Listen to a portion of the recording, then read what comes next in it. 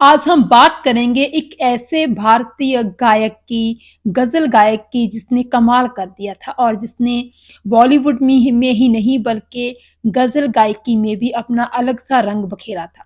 जहाँ पे पहले गज़ल को भारी भरकम शब्दों की एक विधा माना जाता था, भारी भरकम उर्दू के मुश्किल शब्द होने के कारण गज़ल को जो था आम लोगों की विधा नहीं माना जाता था, आम लोगों के लिए नहीं माना जाता था।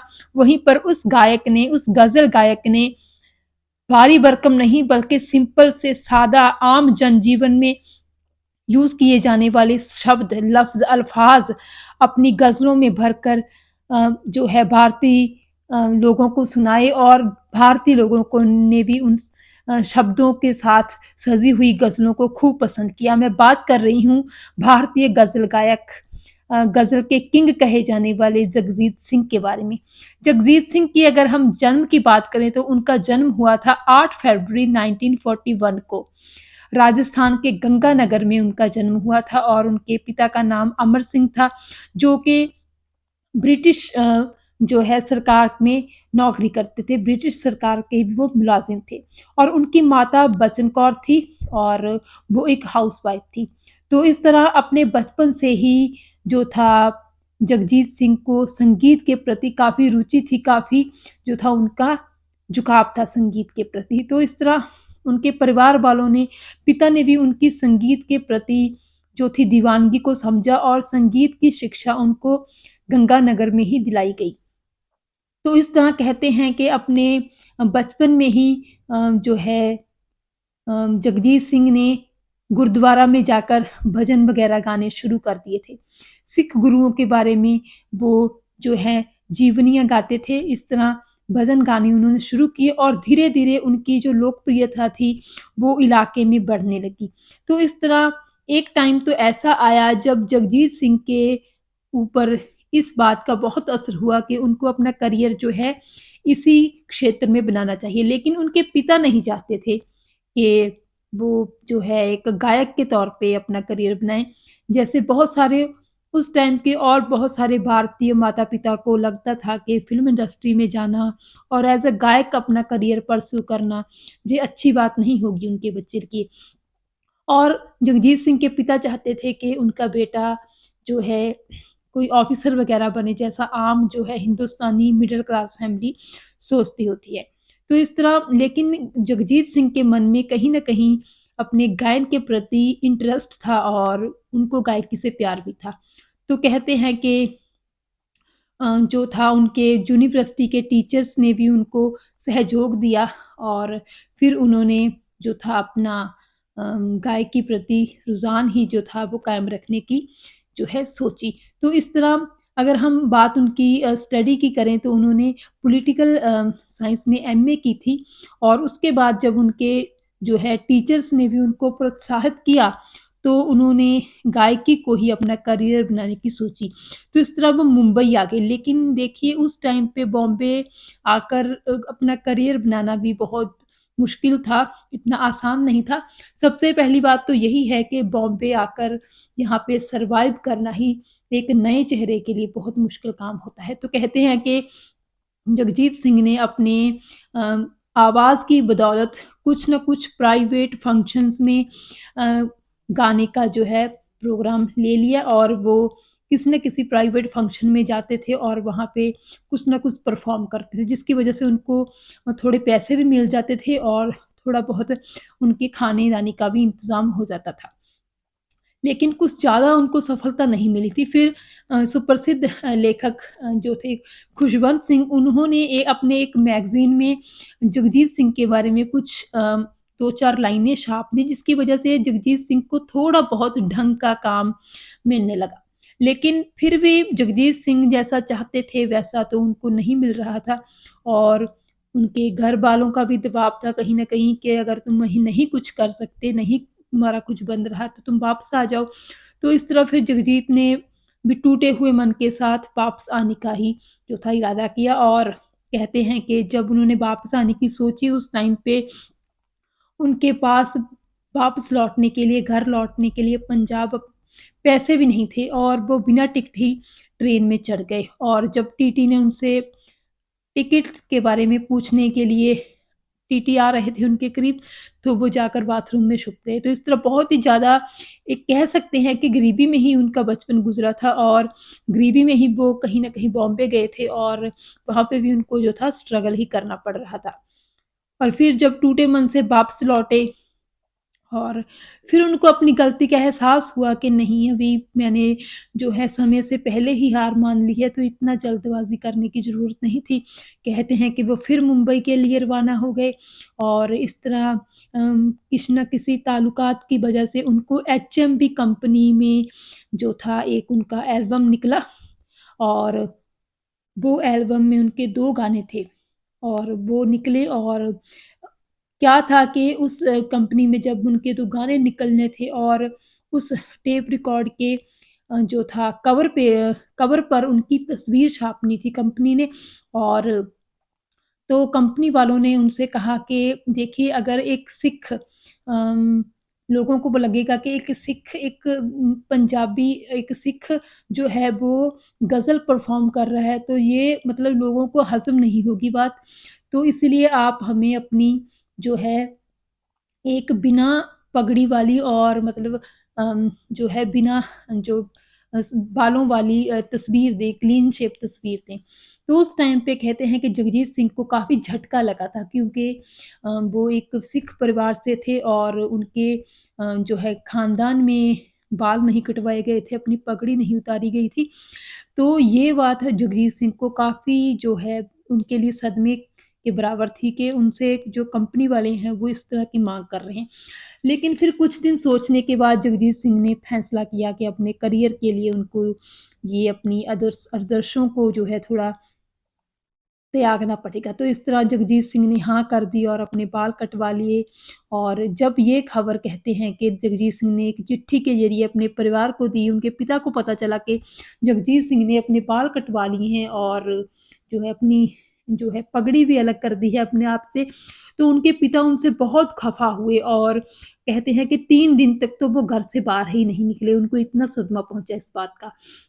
और उसके बाद भी बहुत सालों तक जगजीत सिंह से उनके पिता खफ़ा रहे, यहाँ तक कि उनकी शादी में भी शामिल ना हुए। तो इस तरह जगजीत सिंह की ये पहली एल्बम जो निकली थी, वो सुपर डुपर हिट हो गई, इसके गाने बहुत अच्छे थे और जो थे जगजीत सिंह का जो कमाल था वो लोगों पर चल गया था। इसी दौरान जगजीत सिंह ने 1965 में राजेंद्र कुमार के साथ एक फ़िल्म थी अमन, उसमें छोटा-सा रोल भी किया था। तो इस तरह जगजीत सिंह का जो करियर था वो चल पड़ा था। बहुत से सारी फ़िल्मों में वो गाने गाने लगे और अगर हम जगजीत सिंह के करियर के सबसे बेस्ट गाने की बात करें हिंदी फ़िल्म में, तो 1981 में एक फ़िल्म आई थी प्रेम गीत जिसमें राज बब्बर और अनीता राज ने अहम भूमिकाएँ निभाई थी। ये फ़िल्म इस फ़िल्म में एक गाना था होठों से छू लो तुम मेरा गीत अमर कर दो। ये गाना सुपर डुपर हिट रहा था। दरअसल इस फ़िल्म के हिट होने की वजह से ये गाना ही था और ये गाना जगजीत सिंह ने गाया था और कमाल कर दिया था। तो इस तरह और भी बहुत सारे उन्होंने गाने गाए। हज़ारों जो है उनके फ़ैन बन गए थे, लाखों लोग उनके फ़ैन बन गए थे।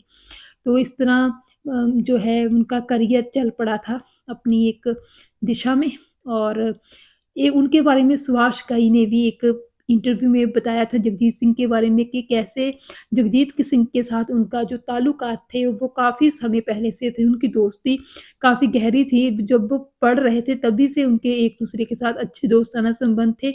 तो एक बार क्या हुआ था कि पंजाब यूनिवर्सिटी के यूथ फेस्टिवल में जगजीत सिंह ने कुछ क्लासिकल परफ़ॉर्म करना था।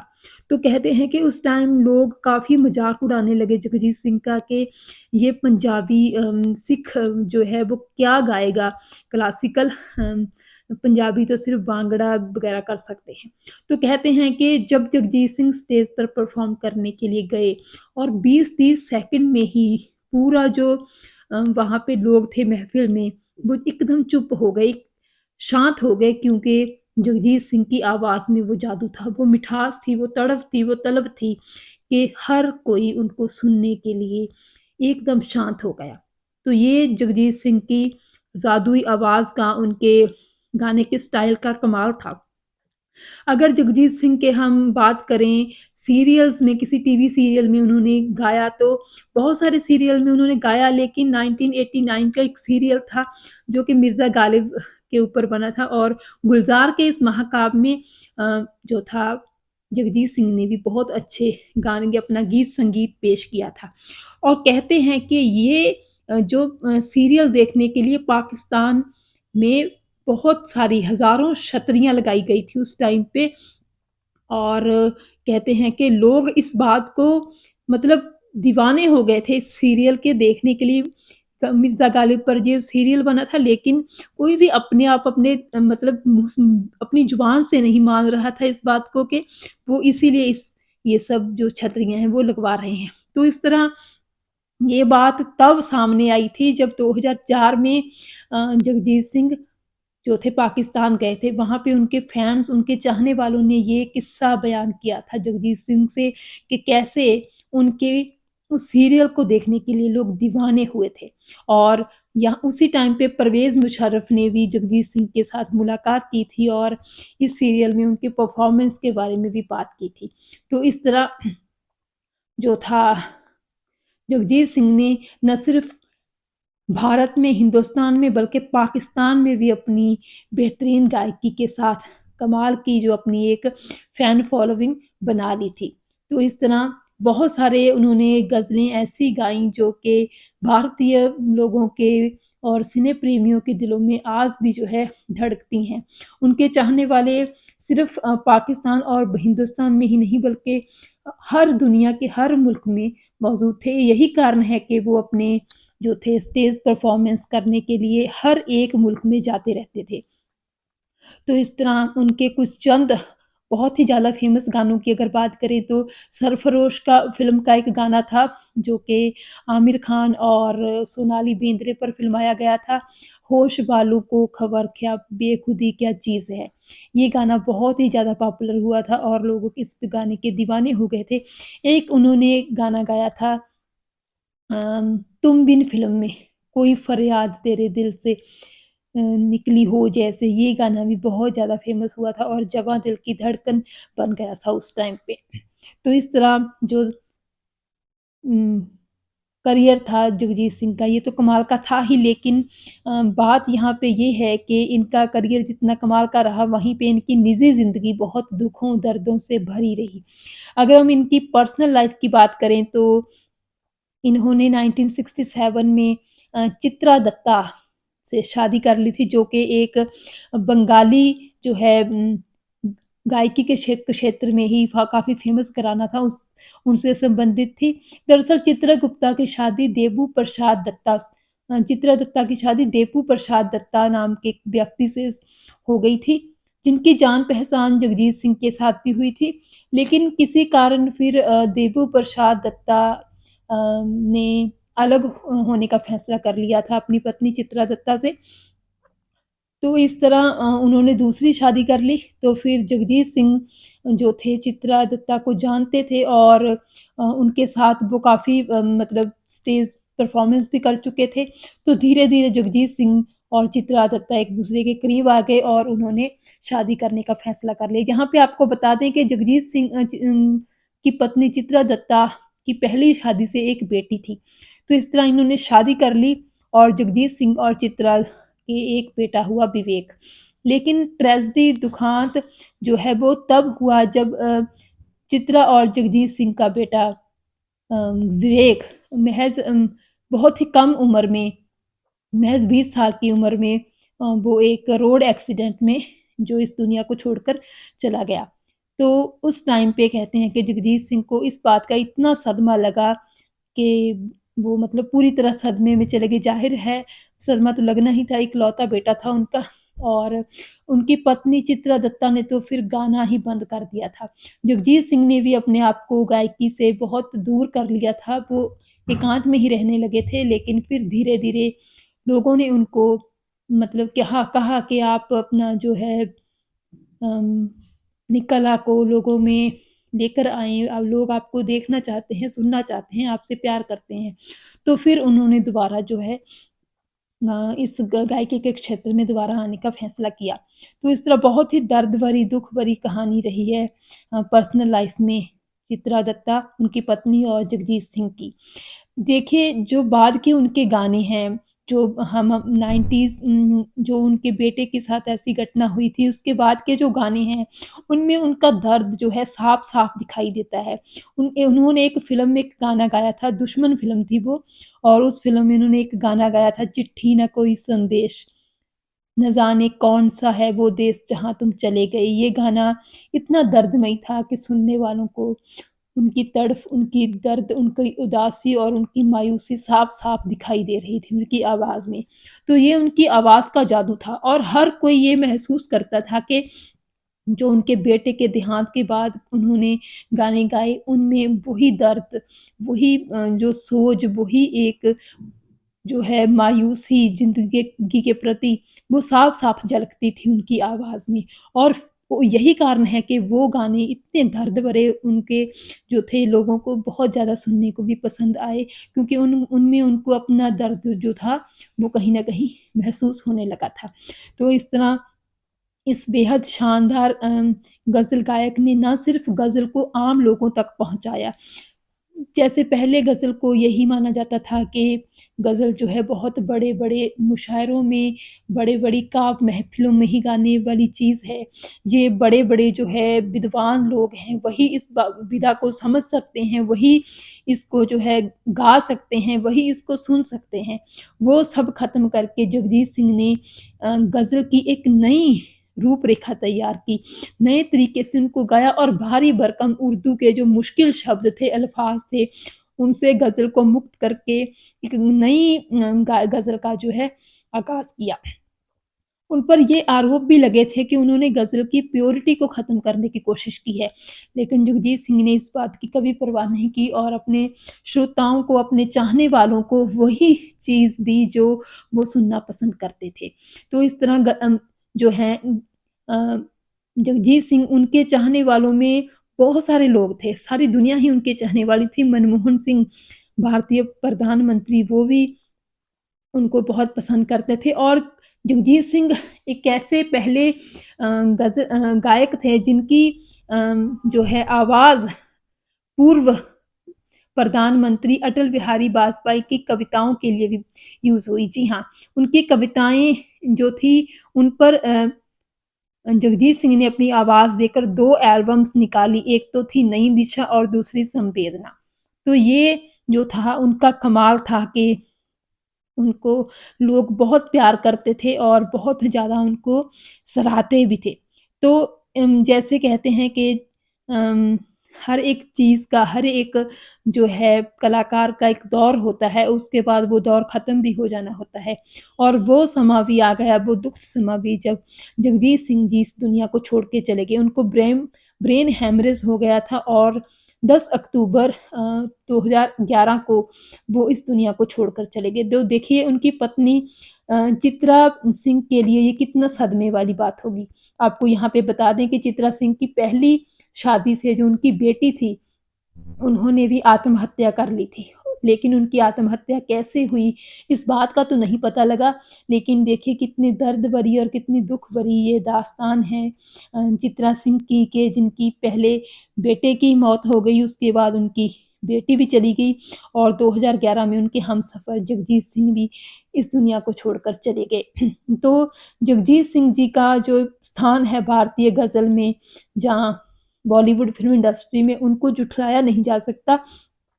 यही कारण है कि 2013 में गूगल ने उनके याद में एक डूडल भी बनाया था और 2014 में जो था भारतीय सरकार ने उनकी याद में एक स्मारक डाक टिकट भी जो थी जारी की थी। तो इस तरह अगर हम बात करें उनके ऊपर जो है लिखी गई किताब की, तो 2022 में कहाँ तुम चले गए नाम की एक किताब भी जो थी रिलीज़ हुई थी, जिसके लेखक राजेश बादल थे और ये जो थे जगजीत सिंह की एक जीवनी-नुमा ही किताब है जिसमें उनके जीवन के बहुत सारे ऐसे पहलू हैं जो लोग नहीं जानते हैं, ऐसी बातें हैं वो इस जो है किताब में जो है बताई गई हैं। तो अगर हम बात करें गज़ल गायक जगजीत सिंह के ज़िंदगी की, तो उनकी ज़िंदगी शुरू में गरीबी में गुज़री, बेहद गरीबी में, लेकिन उन्होंने संघर्ष करके अपना एक मुकाम बनाया, न सिर्फ़ बॉलीवुड फ़िल्म इंडस्ट्री में बल्कि भारतीय गज़ल गायकी में भी। और ये उनका ही योगदान है भारतीय गज़ल गायकी में कि आज जो है आम साधारण लोग जिनको कम पढ़े-लिखे कहा जाता है, वो भी गज़ल को सुनते हैं और गज़ल में बताए हुए गाए हुए उनके लफ्ज़ों को महसूस करते हैं, उस दर्द को भी महसूस करते हैं और गज़ल की जो है सुरीली मिठास को भी जो है वो महसूस करते हैं। तो ये स्थान गज़ल गायक जगजीत सिंह का है और इसी योगदान की वजह से उनको हमेशा याद किया जाता रहेगा।